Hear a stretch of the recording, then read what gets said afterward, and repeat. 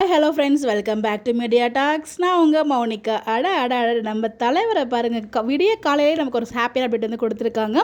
So இன்னும் பொழுது கூட விடியல. ஸோ காரில் வந்து பேக்ரவுண்டில் சாங் ஓடிட்டுருக்கு. அவங்க வந்து பாட்டு பாடிக்கிட்டு வந்து கார் ஓட்டிகிட்டு போகிறாங்க. ஸோ நிறைய பேருக்கு வந்து பார்த்திங்கன்னா நல்லா சாங்ஸ்லாம் கேட்டுட்டு பாட்டு பாடிட்டே கார் ஓட்டுறது ரொம்ப பிடிக்கும். ஸோ அந்த மாதிரி நம்ம விஜய்க்குமே பிடிக்கும் போல். ஸோ அந்த மாதிரி வந்து பாட்டு பாடிட்டு வந்து கார் ஓட்டிகிட்டு போனாங்க. ஸோ ரொம்பவே ஹாப்பியாக இருந்துச்சு. அவங்க ஷேரும் பண்ணியிருந்தாங்க. இந்த மாதிரிலாம் ஷேர் பண்ணும்போது நமக்கு ஏதோ ஒரு ஹாப்பினஸாக இருக்காது. மார்னிங் வீடியோ பார்க்கும்போது எல்லாருக்குமே ஹாப்பியாக இருக்கும். பட் நான் தான் கொஞ்சம் delay, sorry for the delay update. But anyways இதை பார்த்ததுமே அந்த பாட்டு பாடிட்டு லைன்ஸ் ஒன்றும் புரியல. பிகாஸ் அவர் ஹிந்தியில் பாடினார்.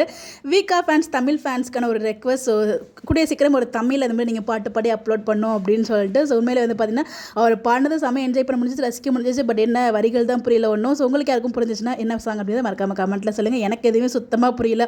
ஸோ லாங்குவேஜடா முக்கியம், படத்தை பாடுறா அப்படிங்கிற மாதிரி வந்து அவரோட ரியாக்ஷன்ஸ், எக்ஸ்பிரஷன்ஸ் எல்லாம் பார்த்து என்ஜாய் பண்ண முடிஞ்சிச்சு. ஸோ சிரிச்சிட்டேலாம் பாட்டு பாடியிருப்பாங்க.